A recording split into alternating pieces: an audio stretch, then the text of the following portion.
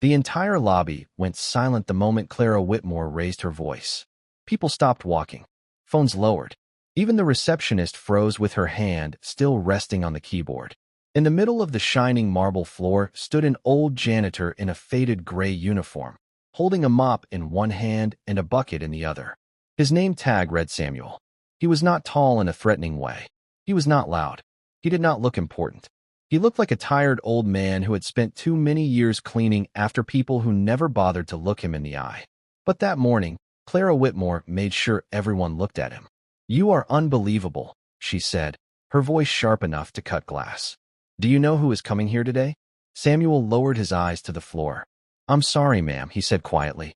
The coffee spilled when the man bumped into. "I don't want excuses."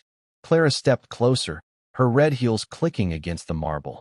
She was the newly appointed acting CEO of Hartwell Global, one of the biggest investment companies in the city. She was young, brilliant, polished, and feared by nearly everyone who worked under her. She believed respect came from power, and power, to Clara, meant making sure everyone knew who was above them. That morning, a group of foreign investors were coming for a major meeting. The lobby had to look perfect. The glass doors had to shine. The flowers had to be placed at the correct angle. The floor had to reflect the ceiling lights like water. But just 30 minutes before the investors arrived, someone had spilled coffee near the elevator. Samuel had rushed to clean it. Unfortunately, Clara walked in at the exact moment the brown stain was still visible on the white marble. To her, it was not an accident. It was embarrassment. It was weakness. It was something she could not tolerate in front of her staff. "You people are always the problem," Clara said.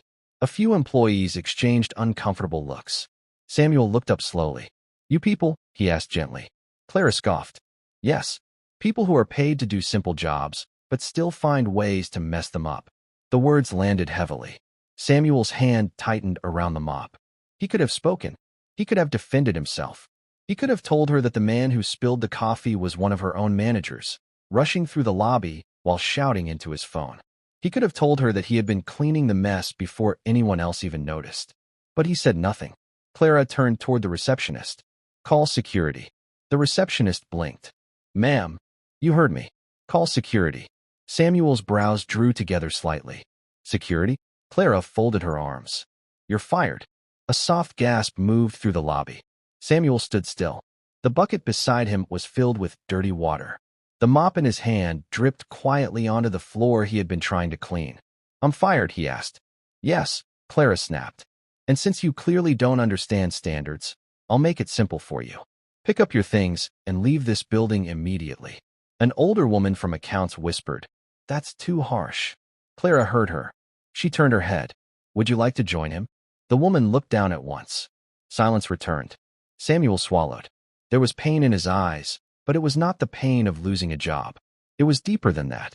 It was the pain of watching a place he loved become something ugly. He looked around the lobby. He looked at the employees who wanted to speak, but were too afraid. He looked at the polished walls, the Golden Company logo, the wide staircase, the glass elevators. Then his eyes returned to Clara. "I have worked here for a long time," he said calmly. Clara laughed coldly.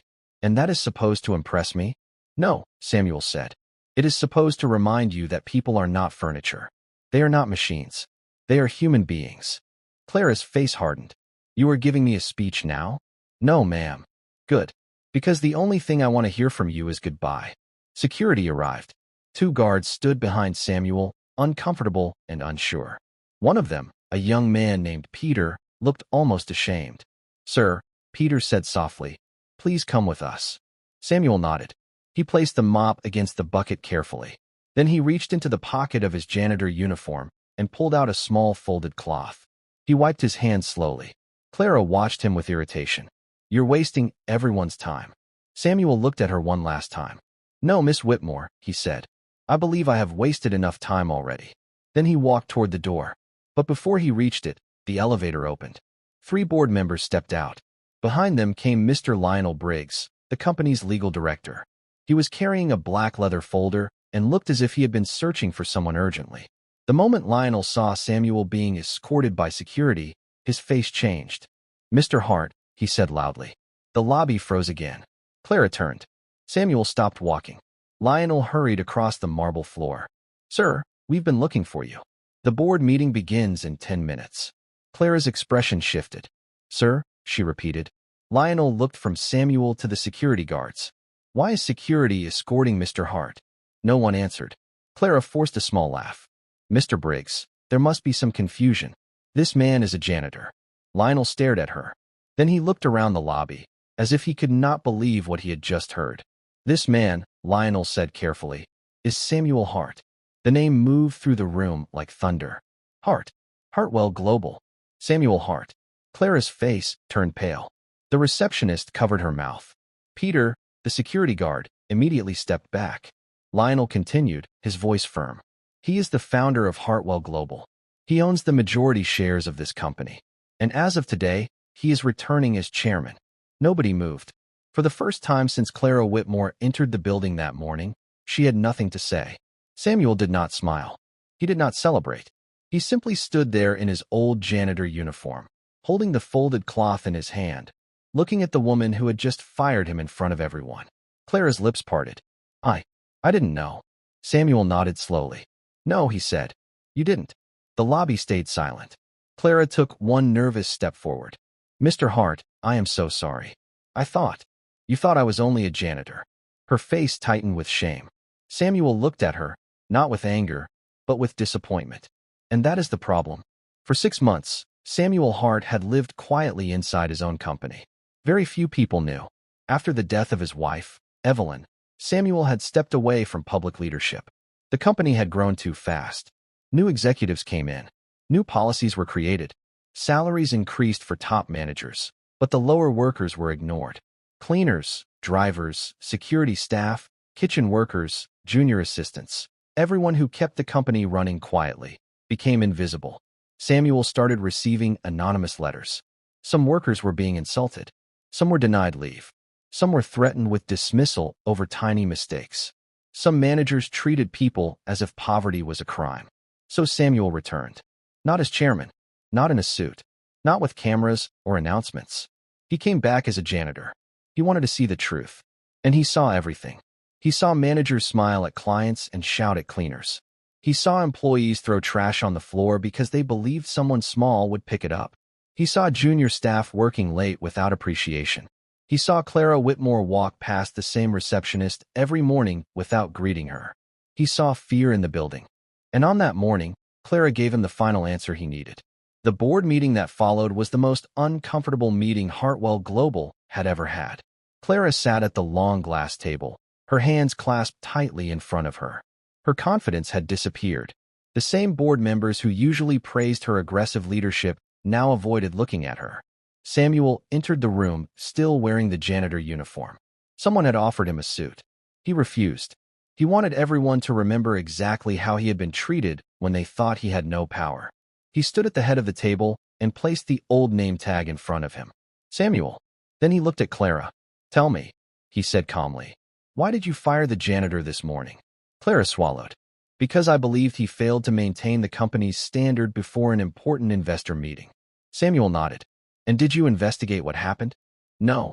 Did you ask who spilled the coffee? No. Did you check whether he was already cleaning it? No. Did you consider giving a warning instead of public humiliation? Clara's eyes lowered. No.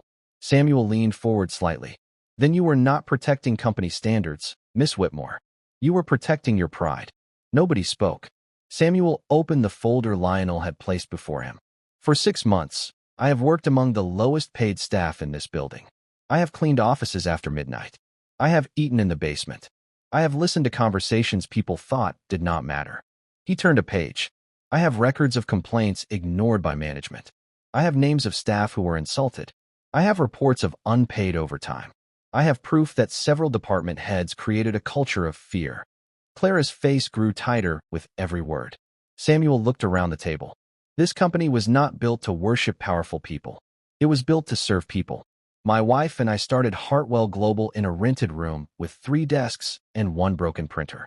The first person we hired was a cleaner named Mrs. Dawson. My wife used to say, if the person who cleans your office is unhappy, your success is dirty. His voice softened when he mentioned his wife.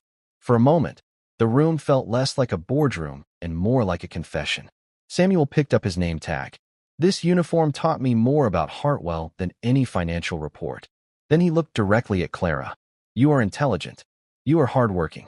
You know how to close deals. But you do not know how to lead people. Clara's eyes shone. She had been insulted before. She had been challenged before. But this was different. Because deep down, she knew he was right. Samuel continued. Effective immediately, you are removed from the position of acting CEO. A sharp silence followed. Clara closed her eyes briefly. It was over. Everything she had fought for, everything she had used to define herself, had collapsed in one morning. But Samuel was not finished. You will not be fired today, he said. Clara opened her eyes. Confusion spread across her face. Samuel's voice remained steady. Firing you would be easy. It would also teach you nothing. For the next 90 days, you will work under the People and Operations Department. You will personally review staff welfare, overtime policies, workplace complaints, and employee dignity training. Clara looked stunned. You want me to work under HR? No, Samuel said. I want you to work under the people you forgot were human. One board member shifted uncomfortably. Samuel turned to him. And she will not be the only one. By the end of that meeting, 3 senior managers were suspended pending investigation. A full workplace culture audit was approved. Salaries for contract cleaning and security staff were reviewed. A new anonymous complaint system was created. But the biggest change was not written in any document. The biggest change happened in the way people looked at one another afterward. That afternoon, Clara did something nobody expected. She went down to the basement. The staff cafeteria for cleaners, drivers, and security workers was small and plain. The walls needed painting. The chairs were old. The air smelled of rice, stew, detergent, and tiredness. When Clara entered, conversation stopped. Everyone stared at her. She stood at the doorway for a moment, looking painfully out of place in her expensive suit. Then she saw Samuel sitting at a corner table with a cup of tea. Slowly, she walked to him. Mr. Hart, she said. Samuel looked up. I owe you an apology. He said nothing. She turned to the workers in the room. Her voice shook. I owe all of you an apology. No one responded. Clara took a breath. I have treated people badly. I told myself I was being disciplined. I told myself I was protecting standards. But the truth is, I was proud. I was rude. And I forgot that every person here matters. Her eyes moved to the cleaners sitting together near the window. What I did this morning was wrong. I humiliated a man because I thought his position made him powerless. I am sorry. The room remained quiet, but something changed. Not forgiveness. Not yet. But attention. Samuel stood. An apology is a door, he said. What matters is where you walk after opening it. Clara nodded. I understand. Samuel looked at her carefully. No, you don't. But maybe you will. The next 3 months humbled Clara in ways no business school ever had. She sat with security guards and listened to how they stood 12 hours a day without proper breaks. She reviewed payroll records and discovered that some cleaners earned less in a month than she spent on one dinner. She read anonymous complaints that made her ashamed. She met a driver whose daughter had dropped out of school because his overtime was delayed. She met a receptionist who cried while explaining how executives shouted at her for mistakes she did not make. For the first time, Clara saw the company from the bottom, and the view broke her. One evening, long after most employees had gone home, Clara found Samuel in the lobby. He was no longer wearing the janitor uniform. He wore a simple dark suit, but somehow he looked the same, quiet, steady, watchful. I used to think leadership was about being the strongest person in the room, Clara said. Samuel looked at her. And now? She looked around the lobby. Now the cleaners greeted her without fear. The receptionist smiled when she passed. Security staff had new chairs and scheduled breaks. The basement cafeteria had been renovated. Small changes, but real ones. Now I think leadership is about making sure nobody in the room feels invisible. Samuel nodded slowly. That is a better beginning. Clara looked at him with tears in her eyes. Why didn't you destroy me? Samuel was quiet for a moment. Then he said, because my wife once made a mistake that almost cost us everything. Clara listened. When we were young, Evelyn fired a young assistant for speaking back to her. Later, she found out the assistant had been trying to warn her about a mistake in a contract. Evelyn apologized, brought her back, and promoted her. That assistant later saved this company from bankruptcy. A faint smile touched his face. My wife believed people can change when they are forced to see the truth. Clara wiped her cheek quickly. And do you believe that? Samuel looked at her for a long moment. I am trying to. 1 year later, Hartwell Global was different. Not perfect. No company is. But different. Employees were no longer afraid to speak. Managers were trained not only in performance, but in respect. The company became known not just for profits, but for its workplace culture. Samuel remained chairman. Clara did not become CEO again immediately. She had to earn trust slowly. And she did. Not with speeches. With actions. She learned names. She listened before reacting. She apologized when wrong. She stopped walking past people as if they were part of the furniture. One morning, as she entered the lobby, she saw a new janitor struggling with a heavy cleaning cart. Without thinking, Clara walked over and helped him push it. The young man looked shocked. Ma'am, you don't have to do that. Clara smiled softly. Yes, she said. I do. From the upper balcony, Samuel watched quietly. For the first time in a long while, he felt something close to peace. The company his wife loved was finding its soul again. And the woman who once fired a janitor in front of everyone had finally learned the lesson Samuel Hart came back to teach. A person's worth is not measured by their uniform. Power does not make you important. And the people you step on while climbing may one day be the people who own the building.